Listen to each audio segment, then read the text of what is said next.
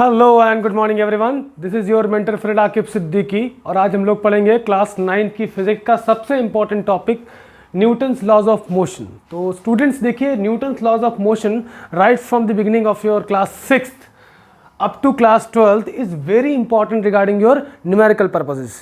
तो आज हम लोग न्यूटन के तीनों लॉज और इस पे किस तरह के न्यूमेरिकल्स बन सकते हैं, न्यूटन्स इक्वेशन ऑफ मोशन, सारी चीज़ें इस लेक्चर में पढ़ेंगे।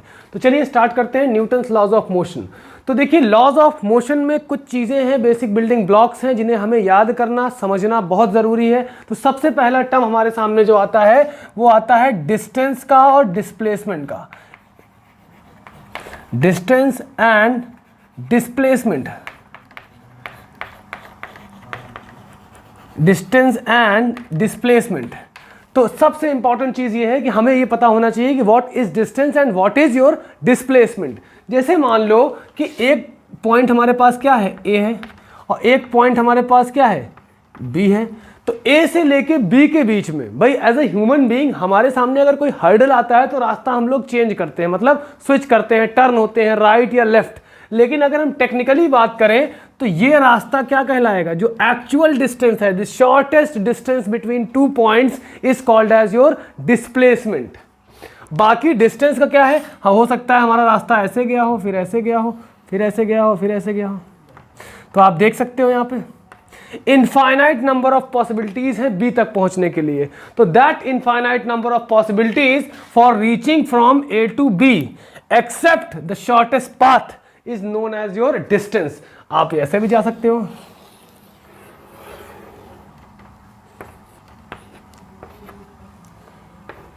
ठीक, लेकिन डिस्प्लेसमेंट क्या है, सिर्फ एक है। तो यहां से एक चीज समझ में आती है कि डिस्प्लेसमेंट या कहें कि डिस्टेंस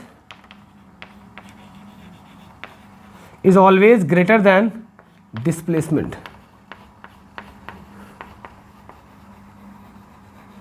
किसी किसी सिचुएशन में क्या होता है, दोनों इक्वल भी हो जाते हैं। मान लीजिए हमारे पास रास्ते में कोई हर्डल नहीं है या हम एकदम स्ट्रेट जा भी रहे हैं, एक्चुअल डिस्टेंस भी वही है और हम स्ट्रेट जा भी रहे हैं, तो डिस्टेंस में ऑल्सो भी इक्वल टू ग्रेटर देन और इक्वल टू डिस्प्लेसमेंट।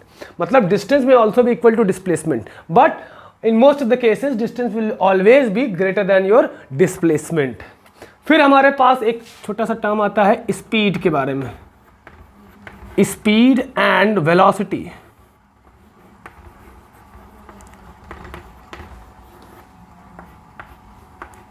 तो देखिए स्टूडेंट्स, स्पीड क्या है, speed is what, speed is the rate of change of position. ये वेलोसिटी में बेसिकली कहा जाता है rate of change of position.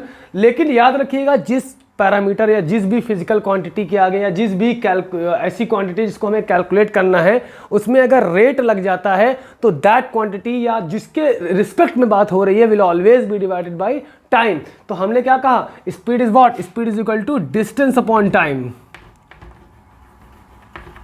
Distance upon time. तो वेलोसिटी क्या हो जाएगा, displacement upon time, displacement upon, देखिए डिस्टेंस मेजर करें या डिस्प्लेसमेंट मेजर करें, सब किस में आएगा, मीटर में, और टाइम किस में आएगा, सेकंड में। तो इसको हम लोग कह सकते हैं मीटर पर सेकंड। तो स्पीड की यूनिट क्या होगी, मीटर पर सेकंड, और वेलोसिटी की यूनिट क्या होगी, मीटर पर सेकंड। ये चीज़ आप लोगों को यहाँ पे समझ में आ गई होगी। अब देखिए स्टूडेंट, हमारे पास वेलोसिटी भी दो तरह की होती है, एक यूनिफॉर्म वेलोसिटी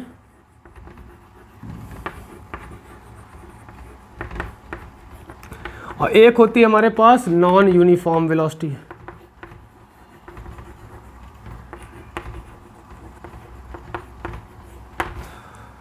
यहाँ पे क्या होगा कि जो चेंज ना हो, does not changes with time, time बदले लेकिन ये ना बदले, और ये क्या है, चेंजेस विद टाइम।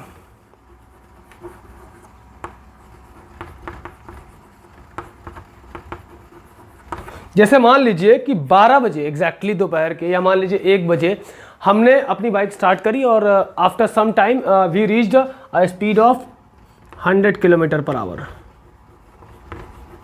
ठीक। 5 मिनट बाद हमने देखा हमारी स्पीड अभी भी 100 किलोमीटर पर आवर है।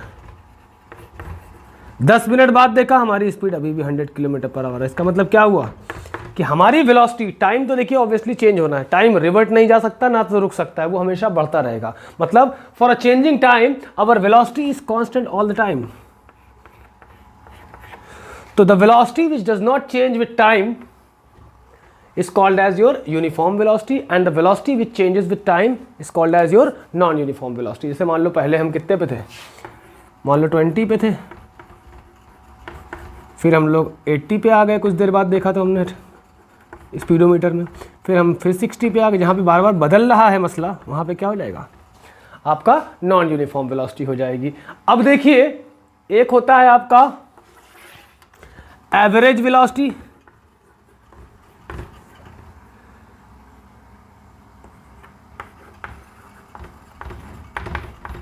और एक होता है इंस्टेंटेनियस।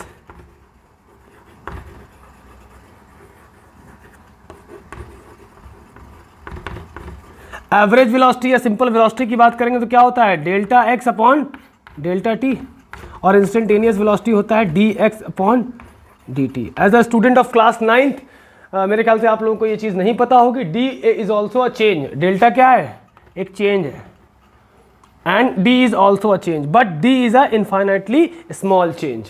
ठीक है, अगर हम वेलोसिटी की जनरल डेफिनेशन जानना चाहें तो velocity can also be represented as change in position upon change in time, या सिंपल अगर हम वेलोसिटी के बारे में बात करें तो वेलोसिटी को हम ऐसे लिखते हैं basically delta x upon delta T, या कह सकते हो वेलोसिटी इज इक्वल टू क्या होता है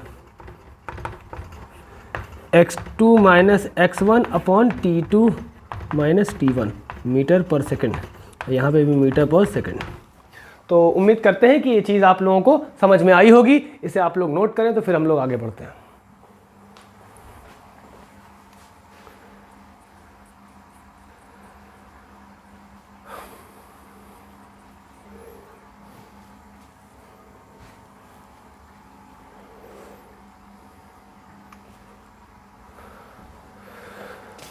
तो ये डिस्टेंस और डिस्प्लेसमेंट का कॉन्सेप्ट तो बहुत आसान था, बहुत से लोग आप लोगों में जानते भी रहे होंगे। एक टॉपिक और थोड़ा सा है,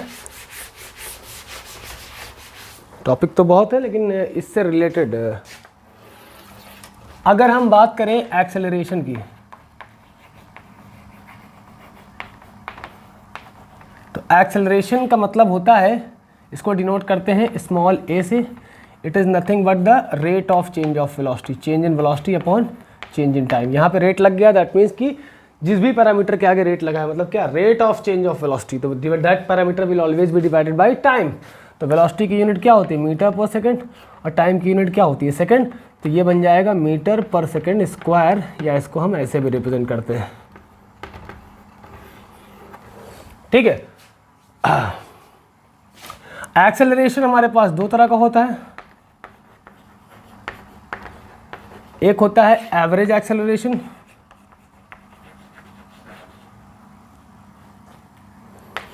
और एक इंस्टेंटेनियस। तो एवरेज एक्सेलरेशन क्या होता है, delta v upon delta T,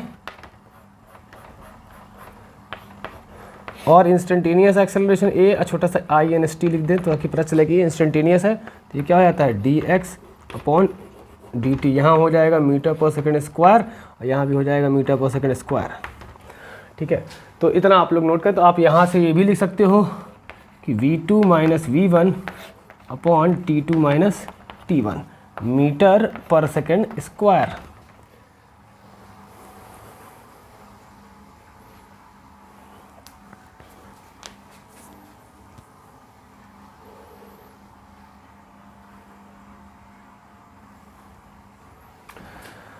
अब हम लोग बात करेंगे इक्वेशन ऑफ मोशन की।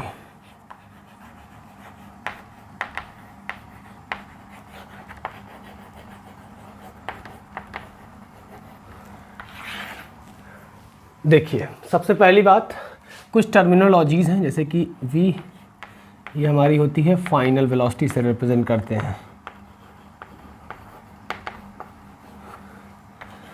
u आपका है इनिशियल वेलोसिटी, और आपका ए क्या है, यूनिफॉर्म एक्सेलरेशन।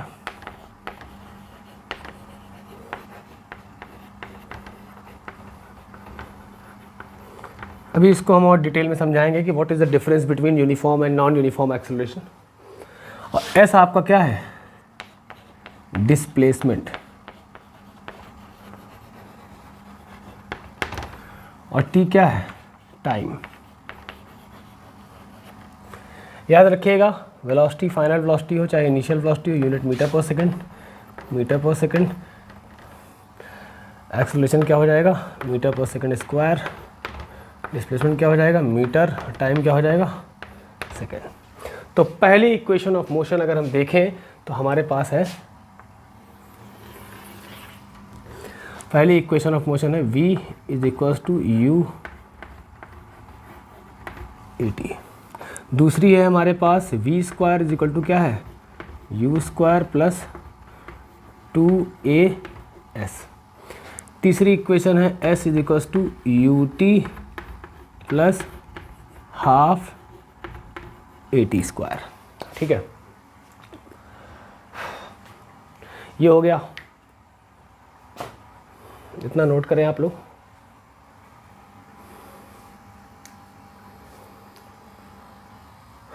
ये तो क्या है, हॉरिजॉन्टल मोशन के लिए, किसके लिए है,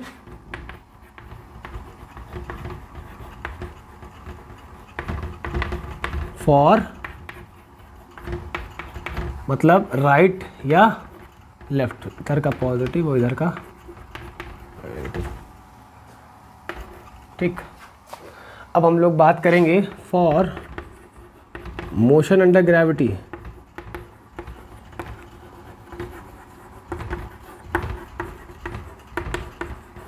ग्रेविटी के अंदर तो इसमें पहला केस बनता है हमारा अपवर्ड मोशन, जब ऑब्जेक्ट को अर्थ से ऊपर फेंका जाए। ठीक, मतलब ये इंसान है, कोई इंसान तो नहीं लग रहा लेकिन फिर भी कुछ है, ऊपर की तरफ फेंका तो कुछ ट्रांसफॉर्मेशंस होंगे। ए क्या बन जाएगा आपका, माइनस जी, और एस क्या हो जाएगा आपका, एच। इसमें तीन चीज़ें हैं। अगर हम बात करें ऑब्जेक्ट या मास, ऑब्जेक्ट और फॉर ऑब्जेक्ट और मास इनिशियली एट रेस्ट,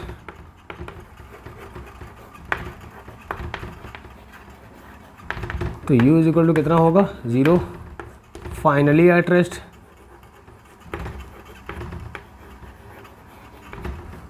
तो यहाँ पे v इज इक्वल टू कितना होगा, 0। ऊपर की तरफ फेंका गया तो यहाँ ट्रांसफॉर्मेशन हो जाएगा, v इज इक्वल टू क्या हो जाएगा, u माइनस a की जगह माइनस जी है तो माइनस जी टी, और v square is equal to क्या हो जाएगा, u स्क्वायर माइनस 2, जी की जगह a की जगह माइनस जी आया तो माइनस हो गया, s की जगह h, और तीसरा क्या आएगा, s is equal to u t plus half a t square, तो s की जगह पे h हो गया तो क्या हो जाएगा, U T minus upon 2 G T square. ठीक है, नेक्स्ट है b है आपका डाउनवर्ड मोशन।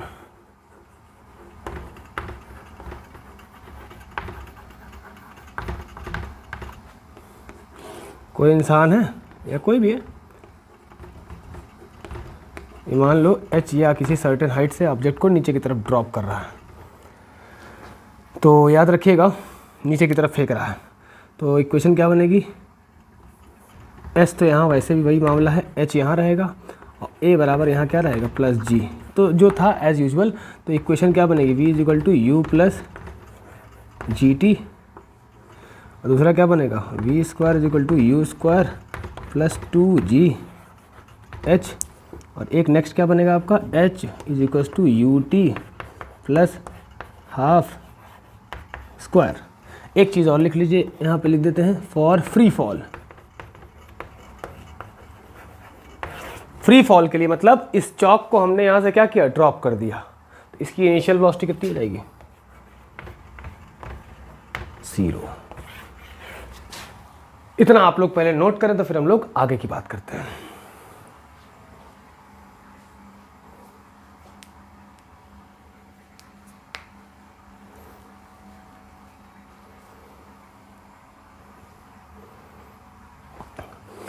अब हम लोग बात करेंगे एक्सेलरेशन की।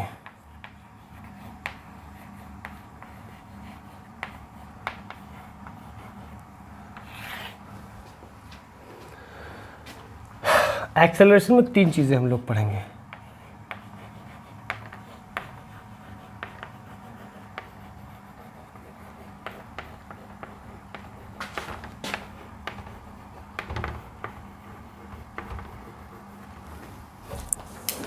Uniform and non uniform acceleration, और फिर बात करेंगे रिटार्डेशन की।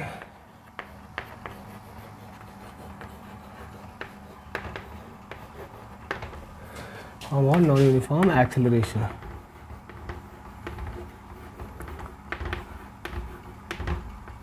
ठीक, तो देखिए एक्सेलरेशन के बारे में अगर हम बात करें तो ए इज इक्वल टू पढ़ा है हमने change in velocity upon change in time. इसको हम लिख सकते हैं कि v2 minus v1 upon t2 minus t1, velocity की यूनिट मीटर पर सेकेंड और टाइम की सेकेंड, तो मीटर पर सेकेंड स्क्वायर। ठीक है, अब जैसे एक एग्जांपल लेते हैं, let an object having v1 20 metre per second और इसका v2 था 40 मीटर पर सेकेंड। भाई आपने बाइक स्टार्ट करी, आप चल रहे थे तो आपने क्या किया, स्टार्ट करके आगे बढ़ाया तो आप 20 पे पहुँचे, 20 मीटर पर सेकेंड पे। 3 से 4 सेकंड में आप मान लीजिए 4 सेकंड, कितने सेकंड में, एक एग्जांपल के तौर पे बता रहा हूँ, इन 4 सेकंड, 4 सेकंड में ये गया, मतलब टाइम इंटरवल ऑफ कितना था लगा, इनिशियल टाइम को हमने 0 मान रखा है यहाँ पे। तो यहाँ पे एक्सेलरेशन क्या निकलेगा आप बताइए। तो here in this case acceleration will be, क्या होता है, v2 minus v1 upon t2 minus t1, मतलब v2 minus v1 upon t2 minus t1। तो यहाँ पे एक्सेलरेशन क्या निकलेगा, आप फाइनल वेलोसिटी कितनी है 40, यहाँ रखोगे 40 और v1 कितना है, इनिशियल वेलोसिटी 20, और टाइम इंटरवल कितना था, इनिशियल टाइम को हमने 0 मान लिया, तो 4 सेकंड लगे तो 4 t2 हो गया और ये 0 हो गया। तो a बराबर कितना आ गया 20/4। ठीक है, 20/4 कितना आएगा 5 metre per second square. A is equal to कितना आ गया 5 मीटर पर सेकेंड स्क्वायर।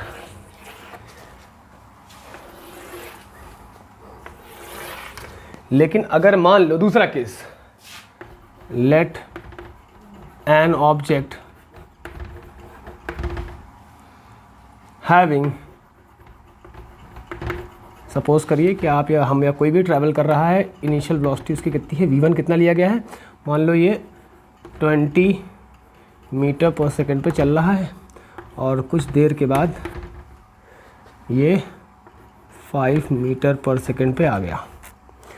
ये काम उसने कब किया, जाहिर सी बात है एक्सेलरेटर उसने डाउन किया होगा, मतलब ब्रेक सप्लाई किया होगा।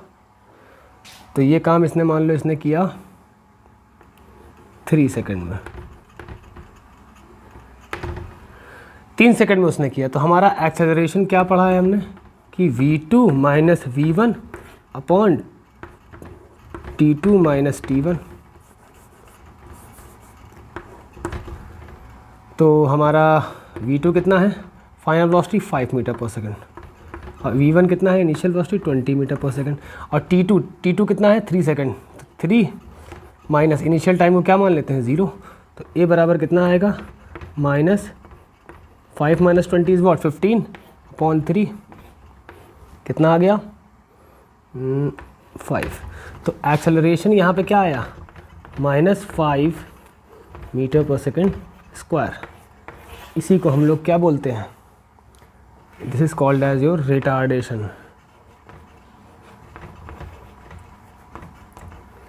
तो यहाँ से एक कंक्लूजन ये निकला कि रिटार्डेशन में क्या होगा, आपका v1 ज़्यादा होगा और v2 कम होगा, या कहें कि v1 will be greater than v2। That is the reason why acceleration is always taken as a negative in case of the body is retarded. ठीक है, और अगर सिंपल एक्सेलरेशन की बात करें तो एक्सेलरेशन में क्या होगा, आप एक्सेलरेटर लेते हो तो फाइनल वेलोसिटी ज़्यादा मिलती है और इनिशियल कम रहती है।